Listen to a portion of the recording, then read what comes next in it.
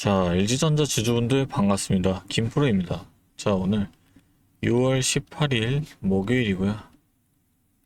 지금 LG전자 차트를 보시면 장 초반에 갭으로 올라갔다가 지금 눌려있는 모습입니다. 그런데 이 눌림이 그냥 눌림이 아닙니다. 오늘 새벽에 굵직한 이슈가 두 개 터졌기 때문인데요. 이게 LG전자에 어떻게 연결되는지 지금부터 말씀드리겠습니다. 먼저 오늘 새벽에 FOMC 결과가 나왔는데요. 결론은 금리 동결. 올해 들어서 4번 연속 동결입니다. 근데 여기서 끝이 아닙니다. 이번 FOMC에서 달라진 게 있는데 연준 위원은 총 19명인데 이번에 점도표를 제출한 18명 중 9명이 연내 금리 인상을 내다봤습니다. 워시 의장 본인은 전망치 제시에 부정적이라 아예 제출하지 않았고요. 지난 3월 FOMC에서는 연내 인상을 예상한 위원이 단 한 명도 없었는데 그게 이번에 절반으로 돌아섰다는 거예요. 점도표 중간값도 3.4%에서 3.8%로 올랐습니다. 이게 왜 문제냐? 금리 인상 기대가 커지면 이 시장 전체가 눌립니다. 주식시장 입장에서는 이 금리 인상은 돈의 가격이 올라간다는 얘기거든요. 투자자들이 위험자산에 발을 빼기 시작하고 코스피든 나스닥이든 가리지 않고 지수가 흔들리는 흐름이 나오는 거예요. 오늘 LG전자가 갭상승 후에도 계속 눌리는 것도 이 흐름에서 자유롭지 않은 겁니다. LG전자만의 문제가 아니라 이 시장 전체가 이 이슈를 소화해가는 과정이라는 거죠. 그런데 이게 다가 아닙니다. 오늘 또 하나 봐야 할 게 있는데요. 미국과 이란이 종전 MOU에 체결을 했습니다. 지난 14일 전자사명으로 먼저 체결했고 어제 트럼프가 실물 사명까지 마치면서 합의가 공식으로 발효됐습니다. 그렇다면 이게 LG전자랑 무슨 상관이냐면 중동전쟁이 길어지면 이 유가가 오르고 물가가 다시 불안해지는 흐름이 나왔거든요. 그게 글로벌 소비 심리를 억눌러 온 가장 큰 변수 중 하나였습니다. 그 변수가 이번 MOU로 거치기 시작하면서 지정학적 리스크가 완화되면 유가가 안정되고 이 소비 심리가 살아나는 흐름이 나오는 거죠.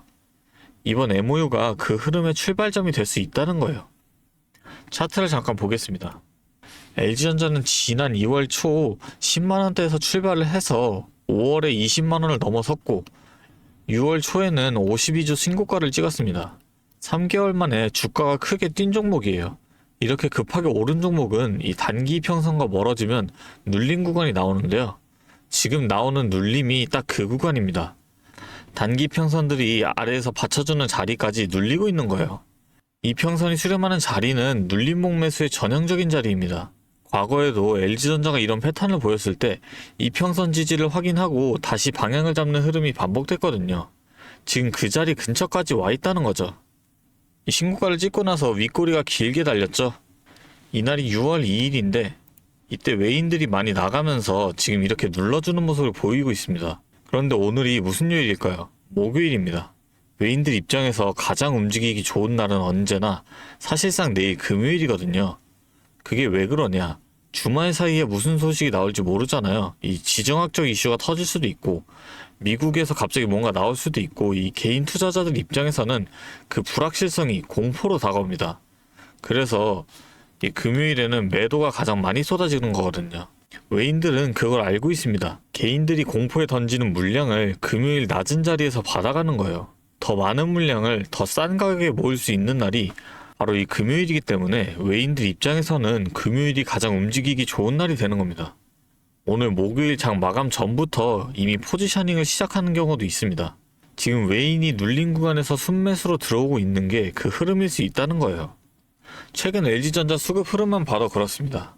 5월에 외인과 기관이 함께 수십만 주를 담은 날 이후로 주가가 10% 이상 뛰는 흐름을 보여주고 있습니다.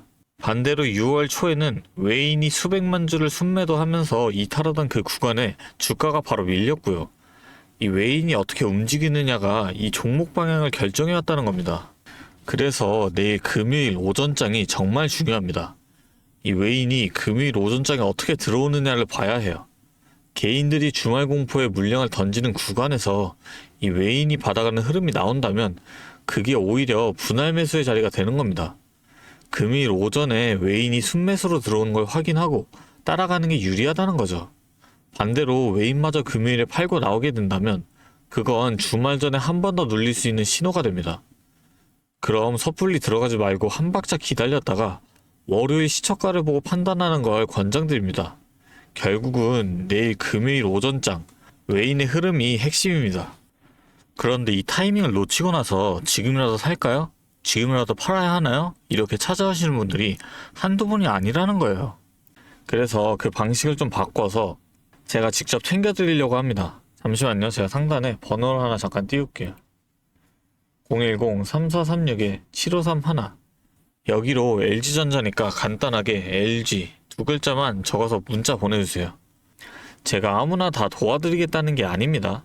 적어도 오늘 이 타이밍을 놓치지 않겠다는 의지가 있으신 분들만 따로 저장을 해서 오늘 오후 장 마감 전후로 이 외인들이 움직이는 그 순간을 실시간으로 바로 공유해 드릴 겁니다. 이제는 방송 놓치고 뒤늦게 찾아오시는 일이 없었으면 합니다. 대신에 제가 이렇게 계속 도움드릴 수 있도록 구독하고 좋아요 한 번씩만 눌러주시면 좋을 것 같습니다. 그리고 제가 이렇게 알려드리는 이유가 있습니다. 저도 직장 다니면서 주식했던 시절이 있었는데요. 아침에 출근하면서 뉴스 보고 회의 중간에 몰래 계좌 확인하고 점심 먹다가 또 차트 보고 화장실 가서 스마트폰 붙잡고 있고 지금 이 영상 보시는 분들 중에 저처럼 똑같은 하루 보내고 계신 분들 분명히 계실 겁니다. 그런데 문제는 그렇게 하루 종일 신경을 쓰면서도 막상 중요한 타이밍에 항상 놓친다는 거예요. 이 장이 열리자마자 크게 움직이는 그 순간에 나는 회의 중이고 점심 먹고 나서 확인하면 이미 다 움직인 다음이고 퇴근하고 나서 보면 그제야 연락 오셔서 지금이라도 살까요? 지금 팔아야 하나요? 이렇게 된다는 거예요. 특히 2022년 이 금리 인상으로 시장 전체가 무너지는 그때 저도 확실한 기준 하나 없이 버텼었는데요. 우량주니까 시간 지나 회복되겠지 싶었는데 이 손실은 계속 커지고 일은 또 일대로 안 잡히고 퇴근하고 집에 와서도 계좌만 들여다보다 잠드는 날이 한두 번이 아니었습니다. 그때 제가 느꼈던 게 있어요. 정보가 없어서 손해본 게 아닙니다. 뉴스도 보고 해외 기사도 찾아보고 나름대로 공부했는데도 막상 내 돈이 걸리면 그 많은 정보들이 하나도 도움이 안 되더라고요. 혼자서는 한계가 있었습니다. 지금 이 영상 보시면서 어떻게 해야 할지 막막하신 분들 그 마음 제가 모를까요? 여러분들은 제가 겪었던 이 시행착오를 좀 피하셨으면 해서 그래서 제가 직접 나서는 겁니다. 오늘 밤 어떤 소식이 나오든 내일장이 어떻게 열리든 그 타이밍마다 제가 다 도와드리겠습니다. 혼자 보다가 놓치고 뒤늦게 후회하는 일 더 이상 없으셨으면 합니다. 마지막으로 지금까지 영상 시청하신 분들을 위해서 특별한 이 선물을 하나 준비했는데요. 현재 중동전쟁 이슈가 있었음에도 지금 계속해서 늘어나고 있던 이 AI 데이터 센터 때문에 지금 전 세계가 전력난에 처한 거 알고 계시죠? 이 전력난을 해결하기 위해서 우리나라에서도 지금 핵심적으로 밀고 있는 사업이 하나 있는데요. 제가 이 내용 관련된 선물 하나 준비해 왔으니까 꼭 놓치지 마시고 이 선물까지 함께 챙겨가셨으면 좋겠습니다. 자, 오늘 제가 준비한 선물은 요즘 굉장히 핫한 이 AI와 관련된 종목인데요. 자, 그런데 이 AI가 사용되는 곳이 굉장히 또 많고 용량도 크다 보니까 전기가 부족해져서 이 전력난이 상당히 심각하다는 겁니다. 이게 어느 정도냐면 이 데이터 센터가 쓰는 전기량이 우리나라 전체 사용량의 2배가 넘는다는 거죠. 그래서 이 데이터 센터 기업들이 가장 먼저 해결해야 하는 숙제가 바로 이 전력난을 해결하는 겁니다. 자, 그런데 이 전력난을 해결하려고 발전소를 더 지으려면 이 10년이 넘는 시간이 걸리는데 당장 내일 전기가 모자란데 10년은 너무 길죠. 그래서 오늘 가져온 게 가상발전소인데요. 이 가상발전소는 정부와 기업도 큰 관심을 보이는 핵심 사업이라는 겁니다. 그러면 이 가상발전소는 뭘까요? 실제로 발전소를 짓는 게 아니라 여기저기 흩어져 있는 전기들을 네트워크로 묶어서 하나의 발전소처럼 통합 관리하는 시스템인데요. 예를 들어서 전기차 배터리에 남은 전기를 전력망에 다시 팔아서 수익을 낼 수도 있는 겁니다. 이런 식으로 전국의 남은 전기들을 AI가 모아서 마치 하나의 거대한 발전소처럼 운영하는 거죠. 사실 지금까지는 전기를 절약해야 한다 이렇게만 생각했잖아요. 그런데 이 조건 자체를 바꿔버린다는 겁니다. 이 발전소를 무작정 지을 수 없다면 있는 전기를 얼마나 효율적으로 쪼개서 쓸 수 있느냐가 핵심이 된 거예요. 이게 바로 이 가상발전소가 앞으로의 시장을 지배할 수밖에 없는 이유가 되는 겁니다. 이미 테슬라에서는 일본에서 가상발전소 사업을 전국으로 확대했고요. 우리나라 정부도 제주도에서 이미 시범 사업을 운영하는 중이죠. 결국에는 이 가상발전소, 즉 VPP 사업이 미래의 핵심 사업으로 자리 잡을 수밖에 없는데요. 제가 이 중에서도 무려 5년 전부터 이 가상발전소를 준비해온 특정 종목 한 가지를 가지고 왔습니다. 이 기업은 다른 경쟁사들이 이제 막 가상발전소 사업에 뛰어들 때 이미 5년 전부터 대기업들과 인프라 구축을 마쳤고, 범용성 또한 한 가지에 묶여 있는 게 아니라 아파트, 상가, 공장, 그리고 전기차 충전소까지 서로 다른 에너지를 컨트롤하는 독보적인 통합제어 기술을 이미 갖추고 있다는 겁니다. 다시 말해서 에너지 효율을 뽑아내는 기술력이 시장 평균보다 이미 30% 이상 앞서고 있다는 평가를 받고 있어요. 그렇다면 올해 2026년 분산에너지 특화 사업이 본격화되면 어떻게 될까요? 이 기업의 소프트웨어가 전국에 깔리게 되는 압도적인 점유율을 예상해 볼 수 있겠죠. 그렇다면 우리는 남들보다 한 발 앞서서 이 수익의 길목을 지키고 있어야 큰 수익을 가져간다는 겁니다. 자, 제가 지금 정말 공들여서 분석한 이 종목 정말 궁금하시죠? 지금 화면에 보이시는 이 번호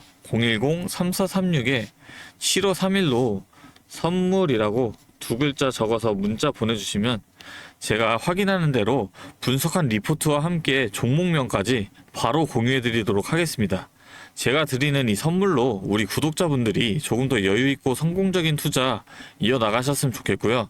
지금까지 긴 영상 시청해주셔서 감사합니다. 김프로였습니다.